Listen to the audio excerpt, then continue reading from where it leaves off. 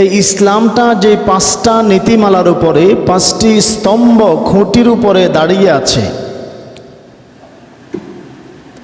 বাংলাদেশ সংবিধানের মূলনীতি চারটা না?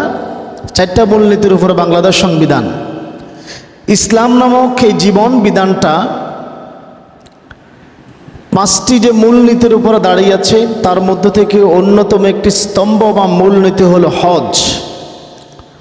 অন্যতম একটি মূলনীতির নাম কি? হজ। হজ অর্থ ইচ্ছা করা।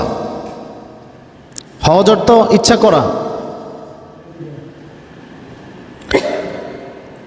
আল্লাহকে সন্তুষ্ট করার উদ্দেশ্যে কাবা তাওয়াফ, আরাফায় অবস্থান, মুজদালিফায় অবস্থান, সাফা মারওয়া সাই করা, মিনায় শয়তানকে কঙ্গর নিক্ষেপ করা সহকারে নির্ধারিত সময়ে, নির্ধারিত স্থানসমূহে, নির্ধারিত পদ্ধতিতে বিশেষ ইবাদতগুলির নাম হচ্ছে হজ। আর উমরা বলা হয় বছরের অনির্ধারিত যে কোনো সময়ে আল্লাহর সন্তুষ্টির আশায় নির্ধারিত নিয়মে মক্কায় অবস্থান করে বাইতুল্লাহ তাওয়াফ করার নাম হচ্ছে উমরা। হজ একটি ফরজ ইবাদত। হজ একটি কি? হজ হচ্ছে ইসলামী মূলনীতির একটি অন্যতম মূলনীতি। হজ হচ্ছে আল্লাহর হক। কার হক? কথা বলো না। হজ কার হক? আল্লাহর হক। হজ মানুষের কাছে আল্লাহর প্রাপ্য।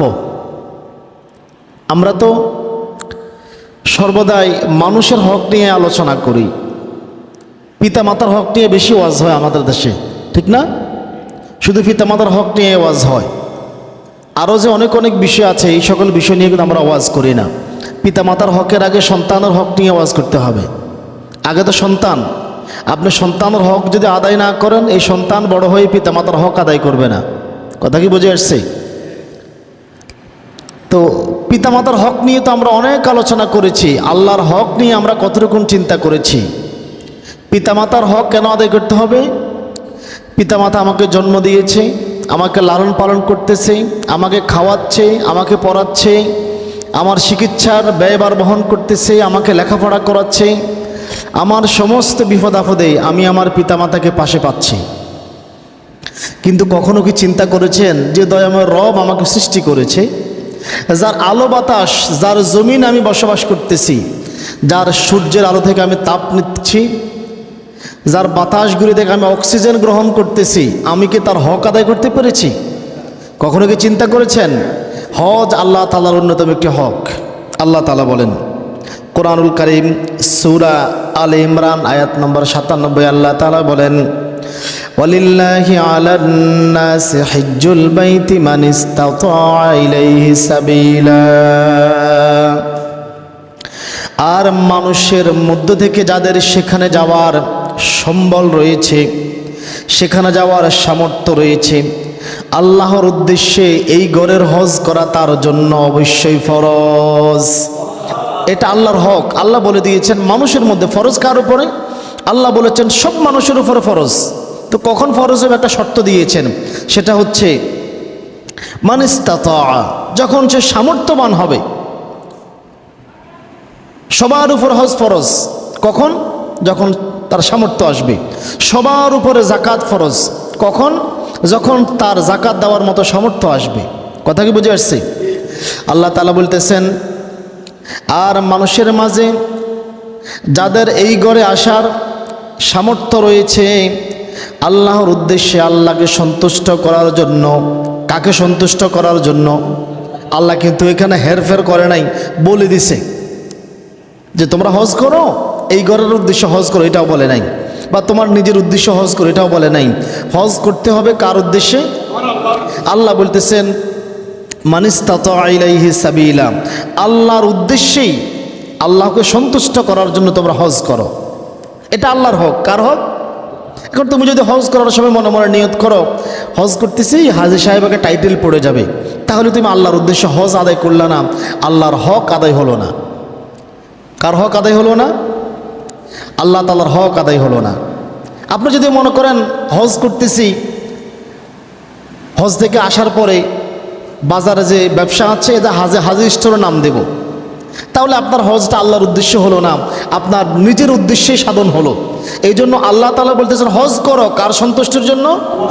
আল্লাহর সন্তুষ্টির জন্য। অতঃপর আল্লাহ তাআলা বলেন, যে সামর্থ্য থাকা সত্ত্বেও হজ করলো না, হজকে অস্বীকার করলো, ওয়ামান কাফার, তার জেনে রাখা উচিত, ওয়ামান কাফার, যারা অস্বীকার করলো, যারা হজ আদায় করাকে অস্বীকার করলো, যারা কুফরি করলো আল্লাহর সাথে, সামর্থ্য থাকার পরেও হজ আদায় করলো না, তার জেনে রাখা উচিত ফাইন্নাল্লাহা গনিয়্যুন আনিল আলামিন, আল্লাহ সৃষ্টি জগতের কারো মুখাপেক্ষী নয়। আল্লাহ কোনোদিন তার কোনো সৃষ্টি জীবের কাছে এসে বলবে না আমার এটার প্রয়োজন, ওটার প্রয়োজন, তুমি আমার এটা আদায় করলা না কেন? আল্লাহ বলেছে এটা আল্লাহর হক, তুমি আদায় করো। আল্লাহর হক তার মানে এমনটাই নয় যে আদায় না করলে আল্লাহর রাজত্বের, আল্লাহর ক্ষমতার, আল্লাহর বড়ত্বের আহামরি কোনো ক্ষতি হয়ে যাবে, বিষয়টা এমনটা নয়। আল্লাহ শেষেই বলে দিয়েছেন, বান্দা তুমি যদি মনে করো, যেমন বাংলাদেশ সরকার তার একটা হক আছে, কি আপনার কাছ থেকে সে কর আদায় করবে, ভ্যাট আদায় করবে। আপনি যদি ভ্যাট না দেন, কর না দেন, সরকার ক্ষতিগ্রস্ত হবে না? ক্ষতিগ্রস্ত হবে। কিন্তু আল্লাহ এমন নয়, আল্লাহ বলতেছে বান্দা তুমি এমনটা মনে করিও না, তুমি হজ আদায় না করলে আমি ক্ষতিগ্রস্ত হব। আমি ক্ষতিগ্রস্ত হব না। ফাইন্নাল্লাহা গনিয়্যুন, নিশ্চয়ই আল্লাহ হচ্ছে ধনী। আল্লাহ কি ধনী? আল্লাহ কারো মুখাপেক্ষী নয়। কোনো প্রয়োজনে পৃথিবী পরিচালনা করতে গিয়ে কোনো কাজে আল্লাহর কখনো সৃষ্টিজীবের প্রয়োজন হয় না। এই জন্য আল্লাহ তাআলা বলতেছেন ফাইন্নাল্লাহা গনিয়্যুন আনিল আলামিন, আল্লাহ সৃষ্টি জগতের কারো মুখাপেক্ষী নয়। আব্দুল্লাহ ইবনে আব্বাস বলেন, আয়াতের ব্যাখ্যা হচ্ছে, আয়াতে কুফরি বলতে বোঝানো হয়েছে এমন ব্যক্তির কর্মকে যে হজ করাকে নেকি হিসাবে নিল না। কি হিসাবে নিল না? যে হজ করাকে তার টাইটেল হিসাবে নিল, যে হজ করাকে তার ব্যবসা প্রতিষ্ঠানের জন্য নিল, যে হজ করাকে সুনামের জন্য নিল, এটা তার জন্য কুফরি হলো, যে নেকি হিসাবে নিল না। এবং যে হজ ত্যাগ করাকে গুনাহের কাজ হিসাবে মনে করলো না, এটাই তার জন্য কুফরি। আর কেউ কুফরি করলে আল্লাহ তাআলা বলতেছে তার জেনে রাখা উচিত আল্লাহ তার মুখাপেক্ষী নয়। কখনো কি আল্লাহ আপনার আমার কাছে আসছে, তুমি যে আজকে নামাজ পড়ো নাই, আমার তো একটা গ্রহ ধ্বংস হয়ে গেছে? কখনো বলছে আল্লাহ কথা? তুমি যে আজকে আমার ইবাদত করো নাই, বান্দা তুমি তো যাকাত দাও নাই, কিছু একদল ফেরেশতা আমার বিরুদ্ধে বিদ্রোহ করছে, এমনটা কখনো বলছে আপনার কাছে, আমাদের কাছে বলছে?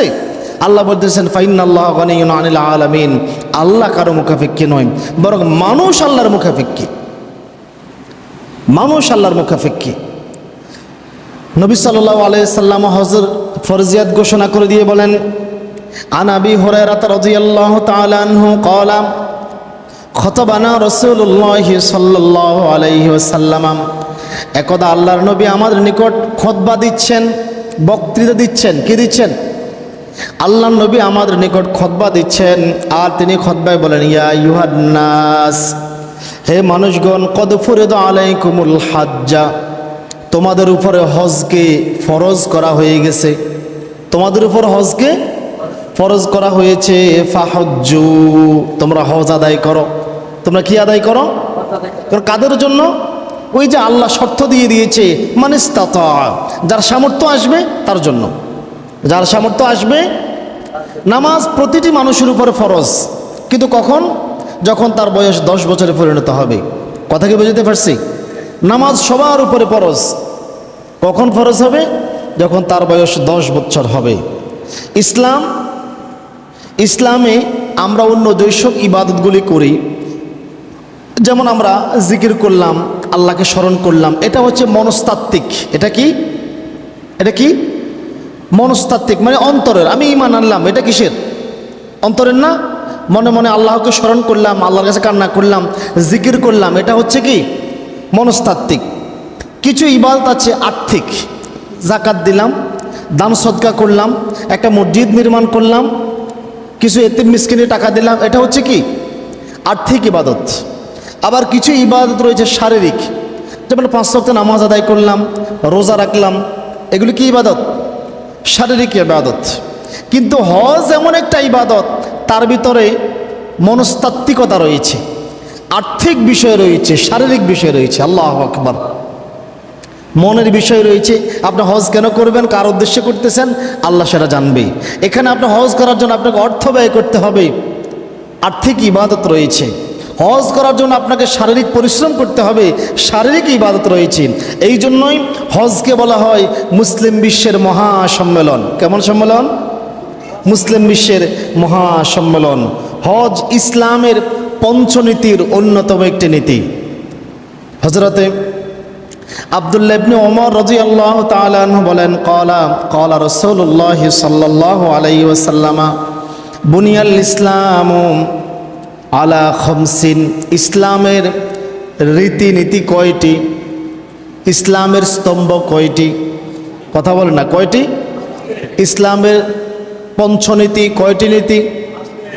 বাংলাদেশ সংবিধানে বলছেন একটু আগে, বাংলাদেশ সংবিধান মানে কি? রাষ্ট্র পরিচালনার নীতি। তো রাষ্ট্র কিভাবে পরিচালিত হবে, কার কি অধিকার হবে, এটা এই সংবিধানে বর্ণিত আছে। বাংলাদেশ সংবিধানের মূলনীতি কয়টি? 4টি।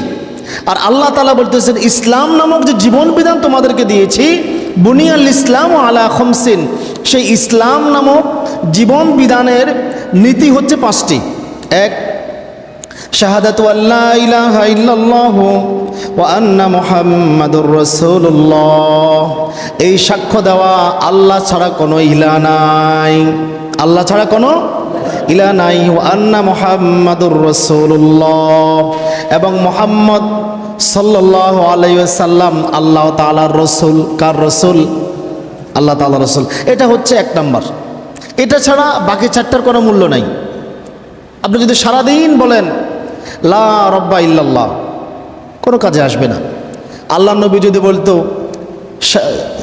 সেই দিন যেদিন আল্লাহ নবী সাফা পাহাড়ের পাদদেশে দাঁড়িয়ে বলেছেন, ইয়া মা'শারাল কুরাইশ, হে কুরাইশ সম্প্রদায়, লা রব্বা ইল্লাল্লাহ, আল্লাহ ছাড়া কোনো প্রতিপালক নাই। যদি মুহাম্মদ সাল্লাল্লাহু আলাইহি সাল্লাম এই কথা বলতো, তো আবু লাহাবেরও কোনো সমস্যা ছিল না, আবু জাহেলেরও কোনো সমস্যা ছিল না।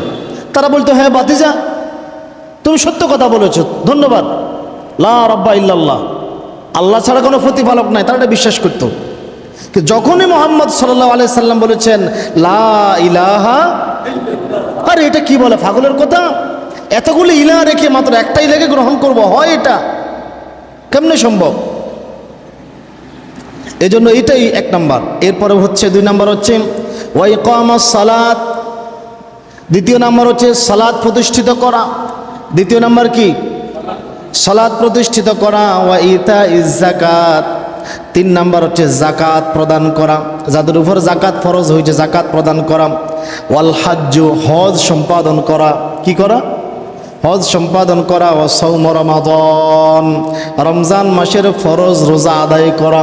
এই 5টা নীতি। কয়টা নীতি? এখান থেকে একটা যদি কেউ অস্বীকার করে, একটাকে যদি কেউ অবজ্ঞা করে, তাহলে সে আর মুমিন থাকবে না। তাহলে সে আর কি থাকবে না? মুমিন থাকবে না। এই হাদিস দ্বারাও বোঝা যায় হজ আদায় ফরজ। হজ আদায় কি? এটা আল্লাহর ঘোষণা। কার ঘোষণা? নবীর ঘোষণা। কেউ যদি মনে করে আমি আশিক রাসূল, রসুলকে খুব ভালোবাসি, আছে না এমন? মাঝে মধ্যে দেখবেন আশিক রাসূল ঠেলা ঠেলি, কিন্তু মসজিদ ফাঁকা, আছে না? আপনি বিশ্বাস করেন, ওই যে আমি মাঝে মধ্যে বলি আপনি আপনার স্ত্রীকে খুব ভালোবাসেন, কিন্তু বিয়ের পরে একটা দিনও আপনার স্ত্রীর সাথে সময় কাটান না, আপনার স্ত্রীকে তার ভরণ পোষণের ব্যবস্থা করান না, তার চিকিৎসা করান না, তাকে খাবার দেন না, বলেন তো আপনার স্ত্রীকে আপনার ঘরে থাকবে? থাকবে আপনার ঘরে? তাহলে আল্লাহ নবীকে খুব ভালোবাসেন, কিন্তু নবী কি বলে গেছেন, নবীর চাহিদা কি ছিল আপনি তা পূরণ করতেছেন না, তাহলে আপনি আশিক রাসূল হতে পারলেন না। যদি নিজেকে মুহাম্মদ সাল্লাল্লাহু আলাইহি সাল্লামের উম্মত বলে পরিচয় দিতে হয়, তাহলে অবশ্যই আপনাকে হজ আদায় করতে হবে। এটা ফরজ। এটা কি? ফরজ। আর সামর্থ্যবানদের উপরে জীবনে অন্তত একবার, কয়বার? জীবনে অন্তত একবার হজ সম্পাদন করা ফরজ। অতিরিক্ত করলে সেটা নফলে পরিণত হবে। অতিরিক্ত করতে পারেন যদি সামর্থ্য থাকে, কিন্তু অন্তত একবার হজ আদায় করা কি? ফরজ। রাসূলুল্লাহর হাদিস দেখেন, হযরত আব্দুল্লাহ ইবনে আব্বাস রাদিয়াল্লাহু তাআলা আনহু থেকে বর্ণিত, ক্বালা রাসূলুল্লাহ সাল্লাল্লাহু আলাইহি ওয়াসাল্লাম, আল্লাহর নবী সাল্লাল্লাহু আলাইহি ওয়াসাল্লাম বিদায় হজের ভাষণে বলতেছেন, ইয়া আইয়ুহান নাস, হে মানুষগণ শুনে রাখো, ইন্নাল্লাহা কাতাবা আলাইকুমুল হজ্জ, আল্লাহ তোমাদের উপর হজকে ফরজ করে দিয়েছেন। হজকে কি করে দিয়েছেন? আল্লাহ তোমাদের উপর হজকে ফরজ করে দিয়েছেন। এই সময় ফাকাম আল আকরা ইবনে হাবেস, এই সময় আল্লাহ নবী সাহাবী আকরা ইবনে হাবেস রাদিয়াল্লাহু তাআলা আনহু দাঁড়ালেন। তিনি আল্লাহ নবীকে জিজ্ঞাসা করলেন, ফাকালাম আফি কুল্লা আমিন ইয়া রাসূলুল্লাহ, হজ কি প্রত্যেক বছর ফরজ? সাহাবায়ে কেরাম কি প্রশ্ন করতেছেন? আকরা ইবনে হাবেস রাদিয়াল্লাহু তাআলা আনহু বলতেছেন, ইয়া রাসূলুল্লাহ, হজ কি প্রতি বছরই ফরজ? এবার আল্লাহ নবী বলতেছেন, ক্বালা কুলতুহা নাম, আমি যদি এখন বলি হ্যাঁ, আল্লাহ নবী যদি বলেন আমি যদি এখন বলতাম হ্যাঁ, লাওয়াজাবাত, তাহলে এটা প্রতি বছরের জন্য ফরজ হয়ে যেত, প্রতি বছরের জন্য ফরজ হয়ে যেত। ওয়ালা ওয়াজাবাত, যদি তোমাদের উপর এটা ফরজ হয়ে যেত, লাম ইয়ামালু বিহা, তখন তা আদায়, তোমরা তা আদায় করতে না। তখন তোমরা তা কি, আরে দৈনিক 5 ওয়াক্ত নামাজও তো আদায় করে না, এখানে টাকা লাগে না, পয়সা লাগে না, আসি আল্লাহর গোলামি করবে, এটাই তো করে না। প্রতি বছর যদি হজ ফরজ করা হয়, 5 লক্ষ টাকা দিয়ে কেউ হজ করবে? আল্লাহ নবী বলতেছে, যদি আমি বলি প্রতি বছরে ফরজ, তাহলে তোমরা আদায় করবে না। ওয়ালাম তাস্তাতিউ, এবং তোমাদের পক্ষে প্রতি বছর হজ আদায় করা সম্ভব হবে না। অতঃপর বলতেছেন, ওয়াল হাজ্জু মাররাতুন, হজ একবার। হজ কয়বার? কয়বার ফরজ? একবার ফরজ। ফামান জাদা ফাতাতাওউন, কেউ যদি এর বেশি আদায় করে তা তার জন্য নফলে পরিণত হবে। কিসে পরিণত হবে? তাহলে হজ কয়বার ফরজ? অন্তত একবার করতে হবে আপনাকে, বারবার করার প্রয়োজন নাই তো। আপনার সামর্থ্য বেশি দেখলে করেন, অসুবিধা নাই, বারবার করতে হবে এটা শর্ত নয়, কিন্তু জীবনে অন্তত হজ একবার আল্লাহর হক, এই হক আদায় করতে হবে। আর সামর্থ্যবান ব্যক্তি যদি হজ আদায় না করে, তাহলে আল্লাহ নবী বলেছেন সে কি ইহুদি নাকি খ্রিস্টান, এটা আমার জানার বিষয় না। এর কারণটা কি জানেন? ইহুদিরা এবং খ্রিস্টানরা তারা উভয় কিন্তু আহলে কিতাব, উভয় কি, এবং কি ইব্রাহিম আলাইহিস সালাম যে দিন প্রতিষ্ঠিত করে গেছেন, তারা কিন্তু নিজেদেরকে আব্রাহিমী ধর্মের অনুসারী মনে করে। ইহুদিরাও মনে করে আমরা আব্রাহিমী মানে ইব্রাহিমী ধর্মের অনুসারী, খ্রিস্টানরাও মনে করে আমরা ইব্রাহিমী ধর্মের অনুসারী। কারণ ইহুদি বলেন খ্রিস্টান বলেন, উভয়ের মূল গোড়া কোথায়? ইব্রাহিম আলাইহিস সালাম না? ইব্রাহিম আলাইহিস সালাম মুসলিম মিল্লাতের পিতা না? মুসলিম মিল্লাতের পিতা, তার 2 সন্তান ইসহাক এবং ইসমাইল। ইসহাক এবং ইসমাইল আলাইহিস সালামের বংশধর হচ্ছেন মুহাম্মদ সাল্লাল্লাহু আলাইহি সাল্লাম, উম্মতে মুহাম্মাদি। আর ইসহাক আলাইহিস সালামের বংশধর হচ্ছে বনি ইসরাইল, এবং ঈসা আলাইহিস সালামও ওই সুবাদে ইব্রাহিম আলাইহিস সালামের বংশধর। তাহলে যদি ইব্রাহিম আলাইহিস সালামের বংশধর হয়ে যায়, তাহলে ইব্রাহিম আলাইহিস সালাম কাবাঘর নির্মাণ করছে না? কাবাঘর কে নির্মাণ করছিল? ইব্রাহিম আলাইহিস সালাম নির্মাণ করেছিল। তো তোমরা যদি সত্যি মুসলমান হয়ে থাকো, তাহলে তোমাদেরকে, যদি তোমরা দাবি করো আমরা ইব্রাহিমী ধর্মের উপরে আছি, তাহলে তোমাদেরকে হজ আদায় করতে হবে। না হয়তো তোমরা ইহুদি খ্রিস্টান হয়ে মারা যাও, আমার কোনো কিছু আসা যায় না।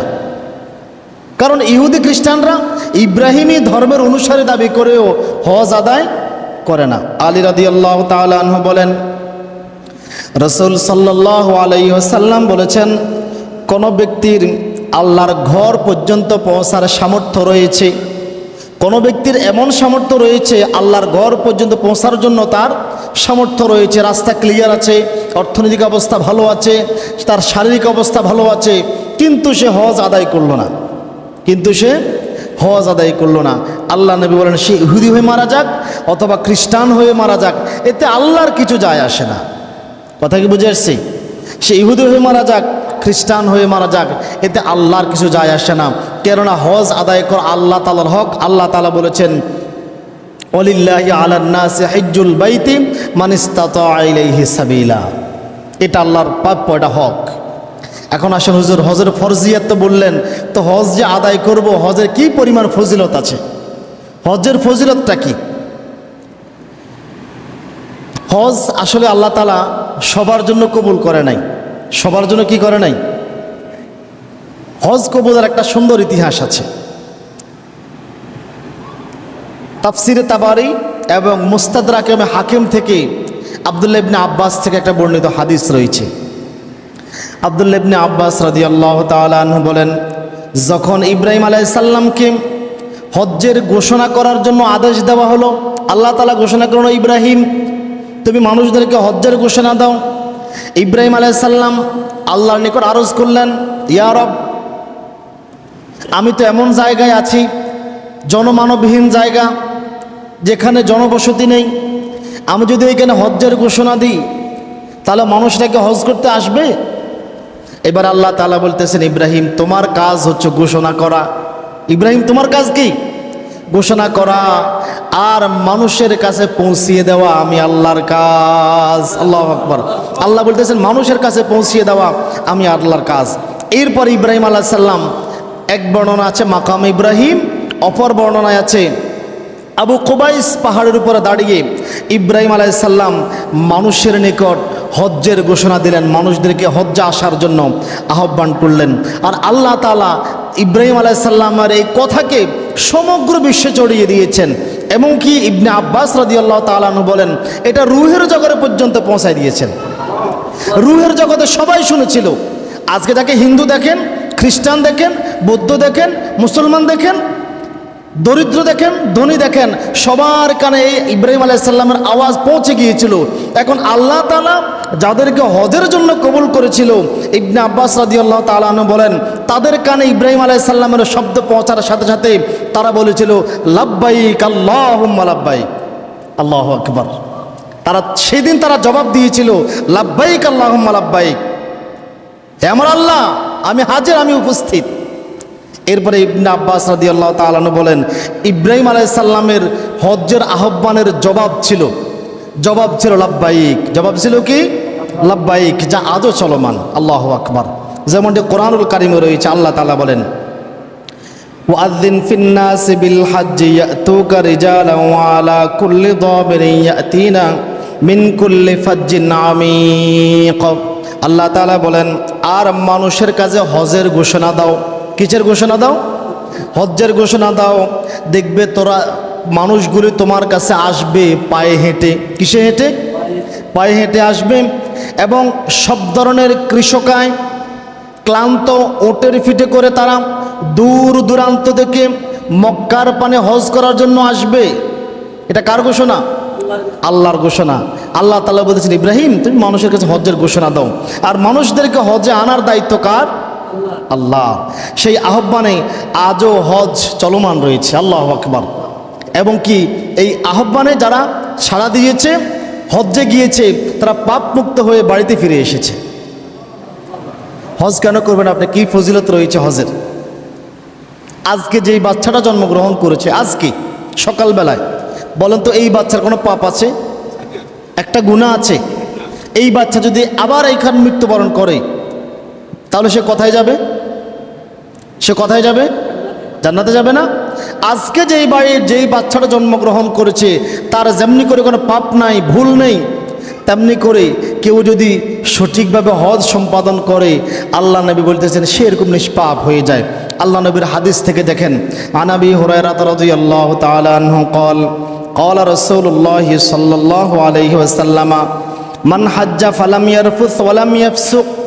যেই ব্যক্তি হজ করলো আর হজের ভিতরে যৌনাচার, স্ত্রী সহবাসে লিপ্ত হলো না, ওয়ালাম ইয়াফসুক, ফাসিকিতে, ঝগড়াঝাটিতে, কোনো অশ্লীল কাজকর্মে লিপ্ত হলো না, রজা কায়াউমিন, সে ওই দিনের ন্যায় নিষ্পাপ হয়ে গেল।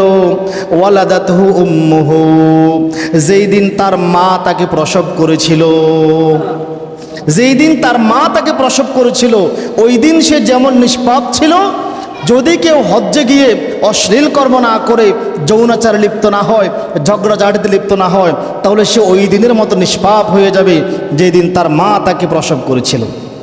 কি পরিমাণ নেকি অর্জন করলে আল্লাহ তাআলা একজন হাজী সাহেবকে, একজন হাজীকে পাপ মুক্ত করে বাড়িতে ফেরত পাঠায়। আল্লাহু আকবার। দেখেন হজ মানুষের কিভাবে পাপ মুছে ফেলে। আল্লাহ নবীর হাদিস থেকে দেখেন, হযরত আব্দুল্লাহ ইবনে মাসউদ রাদিয়াল্লাহু তাআলা আনহু বলেন, ক্বালা ক্বালা রাসূলুল্লাহি সাল্লাল্লাহু আলাইহি ওয়াসাল্লাম তাবিউ বাইনাল হজ্জি ওয়াল উমরাতি, আল্লাহর নবী বলেন তোমরা হজ এবং উমরা একত্রে আদায় করো। তোমরা হজ এবং উমরা একত্রে পরপর একত্রে আদায় করো। কেন? আল্লাহ নবী বলতেছে ফাইন্নাহুমা ইয়ানফিয়ানিল ফাকরা ওয়ায যুনুবা, কেননা এই দুইটি মানুষের দারিদ্রতা এবং পাপকে মিটিয়ে দেয়। সুবহানাল্লাহ বলবেন না? এই দুইটি মানুষের পাপ এবং দারিদ্রতাকে দূরে সরিয়ে দেয় তার কাছ থেকে। কিভাবে দূরে সরিয়ে দেয়? আল্লাহ নবী আবার দৃষ্টান্ত দিচ্ছেন। তার দৃষ্টান্ত হচ্ছে কামা ইয়ানফিল কিরু খবাসাল হাদিদি ওয়াজ যাহাবি ওয়াল ফিদ্দাতি, আগুনের হাঁপড় যেমন লোহা থেকে মরিচা, স্বর্ণ এবং রূপ্য থেকে ময়লা দূর করে দেয়, এমনি করে তার পাপগুলো ধুয়ে মুছে ফেলে। আল্লাহু আকবার বলবেন না? কামার যখন লোহাটাকে কামারের হাঁপড়ের ভিতরে দিয়ে দেয়, দেখছেন না কামার এভাবে লাড়ে যে আগুন যে ধাউ ধাউ করে আগুন জ্বলে, লাল লাল হয়ে যায়, এরপরে যখন ফিটা দেয় এর মধ্যে কি কোনো ঝাঙ্কার মরিচা থাকে? স্বর্ণকার জুয়েলারি যখন স্বর্ণটাকে আগুনে গোলায়, আগুনে গোলানোর পরে সেখান থেকে ময়লা স্বর্ণের ভিতরে আমরা গাইড বলি আর কি, যেটা কি গাইডটা যেমনি করে আলাদা হয়ে যায়, হজ এবং উমরা একত্রে আদায় করলে আল্লাহ তাআলা এইভাবে দারিদ্রতা এবং পাপকে এইভাবে দূরে সরে দিবেন। আল্লাহু আকবার। অতঃপর আল্লাহ নবী সাল্লাল্লাহু আলাইহি সাল্লাম বলেন ওয়ালাইসা লিল হাজ্জাতিল মাবরুরাতু, কবুল হজ্জের বিনিময় হচ্ছে সাওয়াবুন ইল্লাল জান্নাত, জান্নাত ছাড়া আর কিছুই নয়। আল্লাহু আকবার। কবুল হজের একমাত্র বিনিময় কি? জান্নাত। অতএব হজ মানুষের করা পূর্বের পাপগুলিকে ধুয়ে মুছে মানুষকে নিষ্পাপ করে তার বাড়ির দিকে পাঠিয়ে দেয়। আল্লাহ নবী অফর হাদিসে বলেছেন আন্নাল হাজ্জা ইয়াহদিমু মা কানা ক্বাবলাহু, নিশ্চয় হজ ব্যক্তির পূর্বের সমস্ত গুনাহগুলিকে মিটিয়ে দেয়। আল্লাহু আকবার। আল্লাহ হাজিদেরকে নিয়ে ফেরেশতাদের সামনে গর্ব করেন। কি করেন? কথা বলেন না, কি করেন? গর্ব করে, এই দেখ আমার বান্দারা কিসের মোহে কি লাভে আরাফার ময়দানে এভাবে উপস্থিত। আয়েশা রাদিয়াল্লাহু তাআলা আনহা বলেন আল্লাহ নবী সাল্লাল্লাহু আলাইহি ওয়াসাল্লাম বলেছেন আরাফার দিন আল্লাহ তাআলা এত অধিক সংখ্যক জাহান্নামীকে জাহান্নাম থেকে মুক্তি দিয়ে থাকেন যা আর কখনোই দেন না। আরাফার দিবসে আল্লাহ এত অধিক সংখ্যক জাহান্নামীকে জাহান্নাম থেকে মুক্তি দিয়ে থাকেন যা ইতিপূর্বে আর কখনোই হয় না, এভাবে মুক্তি দেন না। এরপর আল্লাহ নবী সাল্লাল্লাহু আলাইহি ওয়াসাল্লাম আল্লাহ তাআলা এরপর হাজীদের একেবারে নিকটবর্তী হয়ে যায়। আল্লাহু আকবার। হাজী সাহেবদের একেবারে নিকটবর্তী হয়ে যায়। অতঃপর তিনি ফেরেশতাদের নিকট এই হাজী সাহেবদেরকে নিয়ে গর্ব করেন, দেখো তো ফেরেশতারা মালাইকারা আমার এই বান্দারা কিসের মোহে এই খালি মাঠে পড়ে আছে। সুবহানাল্লাহ। তারা কি চায় জিজ্ঞাসা করো তাদেরকে, তারা কি চায়, যা চাইবে তাদেরকে তাই দিয়ে দেওয়া হবে। সুবহানাল্লাহ। আল্লাহ তাআলা বাবা হাজী সাহেবদেরকে নিয়ে গর্ব করেন ফেরেশতাদের সামনে আর বলেন তারা কি চায় তাদেরকে দিয়ে দেওয়া হবে, তাদেরকে দিয়ে দেওয়া হবে। এই জন্যই হজ করতে হবে একমাত্র আল্লাহর জন্য। কার জন্য? হজ এবং উমরা কার জন্য করতে হবে? আপনার টাকা বেশি হয়েছে, সন্তানের টাকা বেশি, তার মানে পিতা মাতার উপরে কিন্তু হজ ফরজ হচ্ছে না। আমাদের দেশে এটা কিন্তু ভুল বুঝে, তো পিতা মাতাকে হজ করায়, হ্যাঁ করাতে পারেন। সন্তানের টাকা হয়েছে সন্তানের উপরে ফরজ, পিতা মাতার টাকা হলে পিতা মাতার উপরে ফরজ। কথা কি বুঝে আসছে? যার টাকা হবে তার উপরে ফরজ। এখন আপনার ছেলে, আপনার টাকা বেশি হয়েছে, আপনি পিতা মাতাকে হজ করাইতে পারেন, আপনার বাধা নেই, কিন্তু সেটা আল্লাহর উদ্দেশ্যে। কার উদ্দেশ্যে? আল্লাহ তাআলা বলতেছেন ওয়াতিমুল হাজ্জা ওয়াল উমরাতা লিল্লাহ, তোমরা হজ এবং উমরা পূর্ণ করো আল্লাহর উদ্দেশ্যে। কার উদ্দেশ্যে? আর এই তিন ব্যক্তি, কয় ব্যক্তি? তিন ব্যক্তি হচ্ছে আল্লাহ তাআলার দাওয়াতি মেহমান, আল্লাহর পথের যাত্রী। কারা কারা? রাসূলুল্লাহর হাদিস থেকে দেখেন, হযরত আব্দুল্লাহ ইবনে ওমর রাদিয়াল্লাহু তাআলা আনহু বলেন আনিন নবী সাল্লাল্লাহু আলাইহি ওয়াসাল্লাম ক্বালা আল গাযী ফি সাবিলিল্লাহ, যে আল্লাহর রাস্তায় জিহাদ করার জন্য রওনা দিয়েছে, যে আল্লাহর রাস্তায় জিহাদ করার জন্য রওনা দিয়েছে, ওয়াল হজ্জ ওয়াল মুতামিরু, এবং হজ এবং উমরা আদায় করার জন্য রওনা দিয়েছে, ওয়াফদুল্লাহি দাআহুম, তারা আল্লাহর পথের যাত্রী। কার পথের যাত্রী? তাদেরকে আল্লাহ দাওয়াত দিয়েছেন। কে দাওয়াত দিয়েছেন? আল্লাহ হচ্ছে মেজবান, হাজী সাহেবরা মেহমান। সুবহানাল্লাহ বলবেন না? কোনো মেহমান যদি মেজবানের বাড়িতে যায়, মেজবানের কাছে একটা অনুরোধ রাখে, মেয়ের জামাই যদি শ্বশুর বাড়িতে আসি শাশুড়ির কাছে অনুরোধ রাখে হাঁসের গোস্ত খাইতে চায়, বলেন তো শাশুড়ি কী করবে? শাশুড়ি কী করবে বলেন তো? না খাবে রাখবে? আল্লাহ হচ্ছে মেজবান, হাজী সাহেবরা মেহমান। আল্লাহ তাআলা এরপর আল্লাহ নবী সাল্লাল্লাহু আলাইহি সাল্লাম বলেন ফাজাবুহু, তারা আল্লাহর কাছে যেই দোয়া করবে তাদের দোয়া কবুল করা হবে। ওয়াসআলুহু ফাআতাহুম, তারা আল্লাহর কাছে যা চাইবে তাদেরকে তাই প্রদান করা হবে। সুবহানাল্লাহ। অতএব যাদের সামর্থ্য রয়েছে হজ সম্পাদনের, উমরা সম্পাদনের নিয়ত করে ফেলেন। কেননা এক উমরা অফর উমরার মধ্যবর্তী গুনাহের কাপ্পারা হবে। এক উমরা অফর উমরাহের মধ্যখানের গুনাহের কি হয়ে যাবে? কাপ্পারা হয়ে যাবে। যাদের উপর হজ ফরজ হয়েছে হজ আদায় করার চেষ্টা করবেন। আল্লাহ তাআলা আমাদেরকে তৌফিক দান করুক, সকলেই বলি আমিন। সংক্ষিপ্ত পরিসরে আর দুইটি কথা বলে দিই।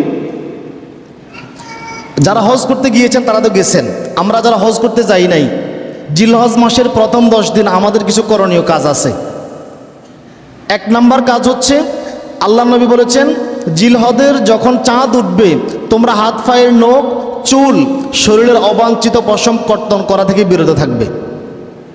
কথা কি বুঝে আসছে? আগামী বৃহস্পতিবারের পূর্বেই যাদের চুল কাটার প্রয়োজন চুল কেটে নেবেন, শরীরের অবাঞ্ছিত পশম, হাতে পায়ের নখ কেটে নেবেন। আর কোন দিন কাটবেন? ঈদুল আজহার দিন পশু জবেহের পরে আপনি আপনার চুল কর্তন করবেন, শরীরের অবাঞ্ছিত পশম, হাত পায়ের নখ কর্তন করবেন। এতে করে হবে কি, আমিও আল্লাহর রাস্তায় ইসমাইল আলাইহিস সালামকে স্মরণ করে আল্লাহর জন্য শরীরের একটা অংশ কোরবানি দিলাম। কথা কি বুঝে আসছে? এটা মাথায় রাখবেন। এরপরে এই 10 দিন আল্লাহ নবী রোজা রাখতেন। কি রাখতেন? রোজা রাখতেন। তো হুজুর ঈদের দিনে রোজা রাখা হারাম? হ্যাঁ, ঈদের দিন রোজা রাখা হারাম। কোরবানির পশু জবে করা পর্যন্ত ঈদুল আজহারের দিন আল্লাহ নবী কিছু খেতেন না, কোরবানির গোশত দিয়ে খাওয়া শুরু করতেন। এই 10 দিন আল্লাহ নবী রোজা রাখতেন। রোজা রাখার চেষ্টা করবেন এই 10 দিন। এরপরে এই 10 দিনের কাজ হচ্ছে তাকবীর বলবেন। কি বলবেন? আবু হুরায়রা, আব্দুল্লাহ ইবনে আব্বাস, আব্দুল্লাহ ইবনে উমর সহকারে অনেক সাহাবী এই 10 দিন চলাফেরা করতে বাজারে যেখানে যেতেন আল্লাহর তাকবীর দিতেন। কার? আল্লাহু আকবার, আল্লাহু আকবার, লা ইলাহা ইল্লাল্লাহু, আল্লাহু আকবার, আল্লাহু আকবার, ওয়ালিল্লাহিল হামদ, এইভাবে তাকবীর বলতেন। এরপরে আরাফার দিবসের রোজা। কোন দিনের রোজা? আরাফার দিবসের রোজা। ইনশাল্লাহ আমরা আরাফার দিবসের রোজা সম্পর্কে সামনে আলোচনা করবো, যেহেতু এখনো সময় আছে। আরাফার দিবসে একটা দোয়াও আছে খুব সুন্দর, আল্লাহ নবী বলেছেন এটা হচ্ছে উত্তম দোয়া। আমরা সবাইকে দোয়াটা পারি কিন্তু পড়ি না আর কি। দোয়াটা পারি, লা ইলাহা ইল্লাল্লাহু ওয়াহদাহু লা শারীকা লাহু লাহুল মুলকু ওয়া লাহুল হামদু ওয়া হুয়া আলা কুল্লি শাইইন কাদির। সবাই পারেন কিন্তু জানেন না আর কি। আরাফার দিনে এই দোয়াটা বেশি বেশি পড়বেন। আল্লাহ তাআলা আমাদেরকে জীবনে অন্তত একবার হজ এবং উমরা আদায় করা তৌফিক দান করুক। সকলে বলি আমিন।